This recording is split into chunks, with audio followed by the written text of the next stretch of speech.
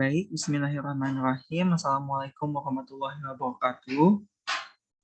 Waalaikumsalam warahmatullahi wabarakatuh. Baik, alhamdulillahirrabbilalamin. Wassalatu wassalamu ala asrafil anbiya'i wal mursalin.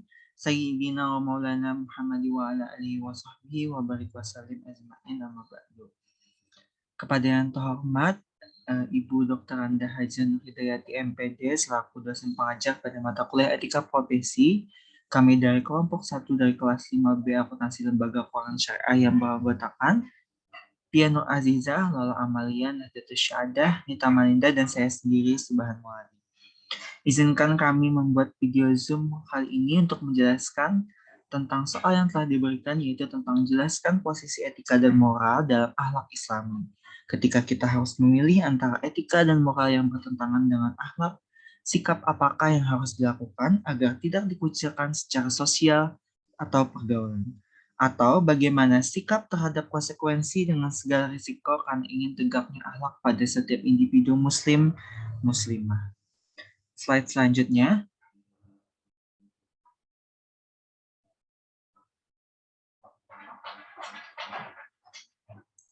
Baik, yang pertama itu posisi etika dan moral dalam akhlak Islam. Saya akan menjelaskan tentang etika. Etika adalah ajaran yang membahas tentang persoalan baik dan buruk berdasarkan akal pikiran manusia.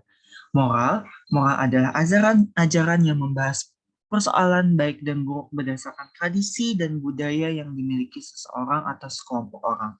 Sementara akhlak adalah ajaran yang membahas baik dan buruk berdasarkan agama. Dalam agama Islam berasal dari Al-Quran dan juga hadis. Penjelasan yang selanjutnya akan dijelaskan oleh Piano Aziza. Jika akhlak bersifat transendental karena berasal dan bersumber dari Allah Subhanahu wa taala, maka etika dan moral bersifat relatif, dinamis karena merupakan pemahaman dan pemaknaan manusia melalui elaborasi ijtihadnya terhadap persoalan baik dan buruk demi kesejahteraan hidup manusia di dunia dan kesejahteraan di akhirat. Walaupun ada perbedaan sumber antara etika, moral, dan akhlak, ketiganya memiliki tujuan yang sama, yaitu untuk menciptakan keharmonisan, keselarasan hidup. Etika sebagai penentu suatu kebaikan dan keburukan berdasarkan akal manusia, moral sebagai penentu kebaikan dan keburukan berdasarkan tradisi dan kebudayaan. Dengan begitu akan terciptalah kehidupan yang harmonis antar umat manusia dan keselarasan hidup. Karena orang yang beretika dan bermoral dapat membedakan baik dan buruk perbuatannya dan menjunjung toleransi antar umat. Dalam kehidupan tidak hanya ada etika dan moral, tapi juga ada akhlak, di mana tingkat akhlak lebih tinggi karena akhlak berasal dari ajaran Allah. Jika seseorang hanya beretika dan bermoral, masih belum cukup karena etika dan moral bersifat dinamis dan berubah-ubah. Oleh karena itu, diperlukan ajaran mutlak yang membahas baik dan buruk, yaitu akhlak. Selanjutnya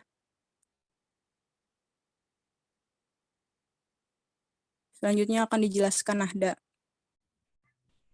Berikutnya ini ada etika dan moral yang bertentangan dengan akhlak. Ketika etika dan moral bertentangan dengan akhlak, maka kita akan memilih akhlak karena orang Islam memiliki batasan toleransi, yaitu tidak bertoleransi dalam urusan agama lain. Sikap kita bila diundang oleh teman dekat untuk merayakan Natal, pada dasarnya hukumnya tidak boleh. Namun ada keringanan apabila undangan tersebut memenuhi syarat-syarat berikut ini. Yang pertama, berangkat dengan niat mendakwakan agama. Minimal niat untuk mengenalkan akhlak Islam kepada teman-teman kita yang non-muslim. Kedua, yakin akan disajikan makanan yang halal, tidak ada babi dan miras yang ikut dihidangkan. Dan yang ketiga, tidak dilaksanakan di gereja, dan tidak ada acara doa serta kebaktian di dalamnya.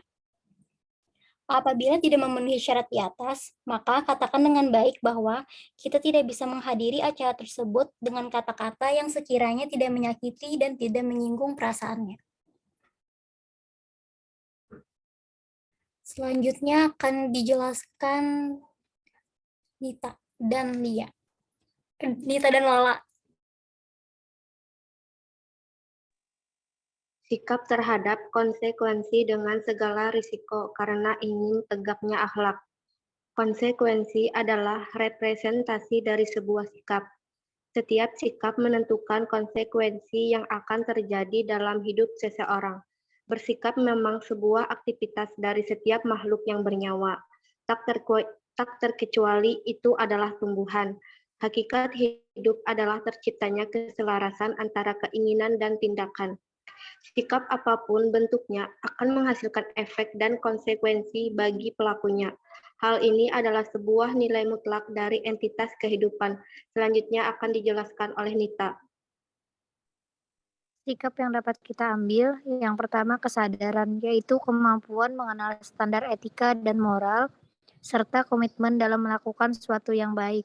Yang kedua, kontrol diri, yaitu kemampuan untuk mengontrol dorongan-dorongan dan pemuasan segera dan menggantikannya dengan melakukan sesuatu yang baik dan benar. Yang ketiga, rendah hati, yaitu mengetahui keterbatasan diri sendiri dan kemampuan rasionalisasi diri. Yang keempat, kebiasaan moral, yaitu kemampuan mengembangkan pola-pola perilaku yang baik sehingga menjadi suatu kebiasaan. Dan yang kelima, kemauan, yaitu komitmen diri untuk melakukan sesuatu yang baik dan benar sekalipun dalam situasi sulit. Sekian presentasi dari kelompok kami. Apabila ada salah hilaf, mohon dimaafkan. Wassalamualaikum warahmatullahi wabarakatuh. Waalaikumsalam warahmatullahi wabarakatuh.